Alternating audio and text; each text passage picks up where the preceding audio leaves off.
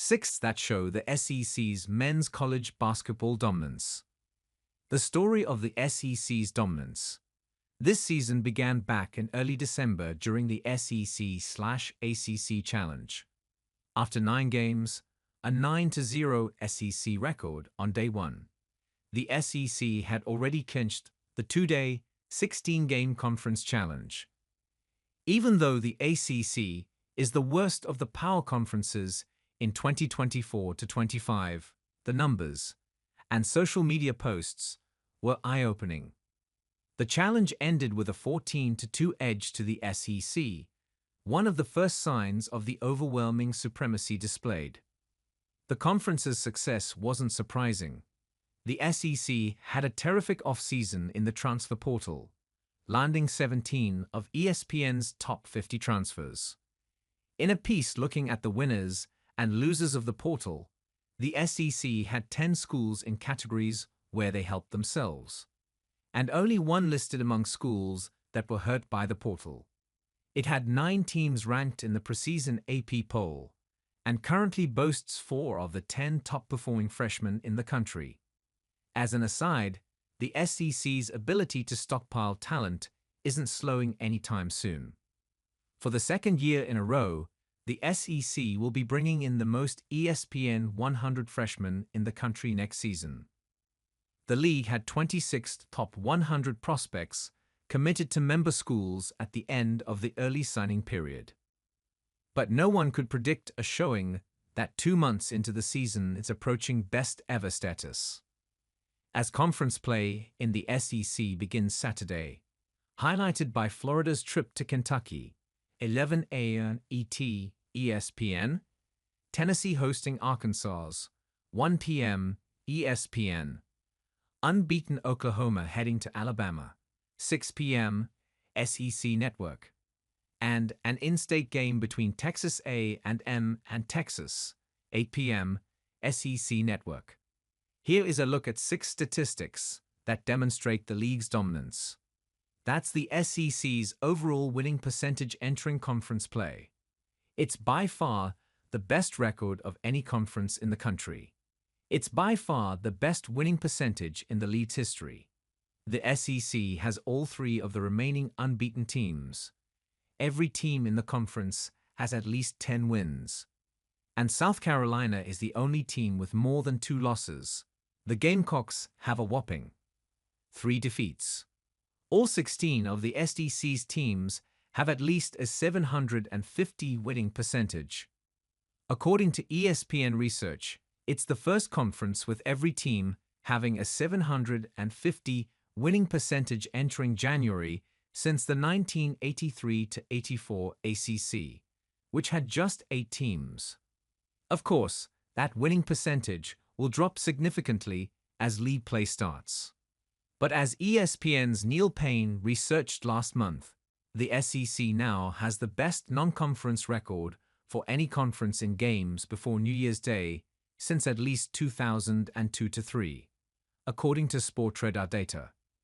The previous pace-setter was the 2003-4 ACC, which had an 88.2 winning percentage entering conference play. That's the number of SEC teams currently in Joe Lunardi's bracketology. The record for bids from a single conference is 11, which the Big East sent in 2011. That number could dwindle as conference play heats up. But as we'll get to a little bit later, nearly every game in SEC play is going to be a Quadrant 1 opportunity, meaning very few losses will hurt a bubble team's resume. And there are opportunities galore for profile-boosting wins. There were 10 SEC teams in this week's AP Top 25, so that's at least 10 teams in a relatively strong position entering conference play. Georgia is knocking on the door, with only 1 loss and a win over St. John's. Texas is 11-2 and will get a chance to prove itself very quickly in SEC play. The Longhorns open at Texas A&M versus Auburn versus Tennessee, at Oklahoma, and at Florida. Missouri is 11-2 and owns a statement win over their No. 1 Kansas. Lunardi has two more teams, Vanderbilt and LSU, in his first four out and next four out, respectively. A record-setting season is very much within the range of outcomes.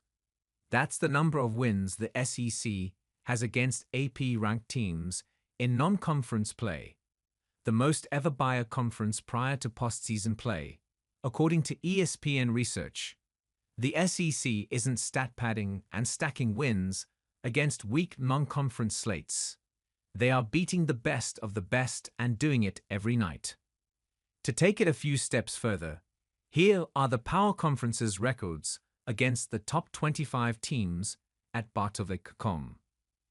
That's the league's current rating at KenPom, the best in the country by some distance. In fact, it's the highest since the ACC finished at plus 20.21 in 2004. For reference, a team with a plus 20.12 net rating would be in the top 30 nationally in his rankings. There are 4 SEC teams in the top 10 at KenPom, 7 in the top 25 and 11 in the top 40. That's how many SEC teams are ranked in the top 75 of the NET. South Carolina is the only SEC squad ranked outside of that threshold. Also the only one outside the top 55. And the Gamecocks are not that far off at no.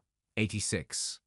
With Quadrant 1 games defined as home games versus the top 30, neutral site games versus the top 50, and road games versus the top 75. That means that nearly every time an SEC team plays a road game, it's a Quadrant 1 opportunity. One way to maintain the league's dominance through Selection Sunday is for teams to rack up Quadrant 1 wins and limit losses to teams outside the first two quadrants.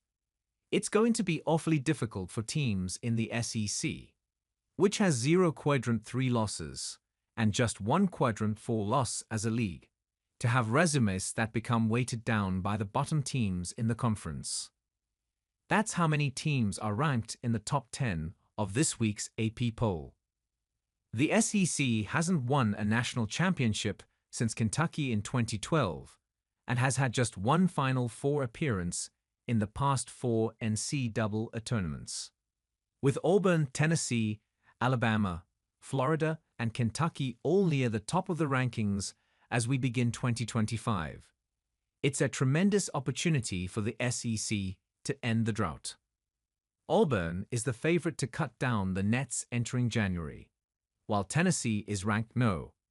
1 in the AP poll and isn't far behind the Tigers when it comes to championship hopes. Alabama has one of the most talented rosters in the country. Florida hasn't lost a game yet, and Kentucky already owns wins over Duke and Gonzaga. And nobody will be shocked if Texas A&M or Mississippi State or even Arkansas found its way to the Final Four come March.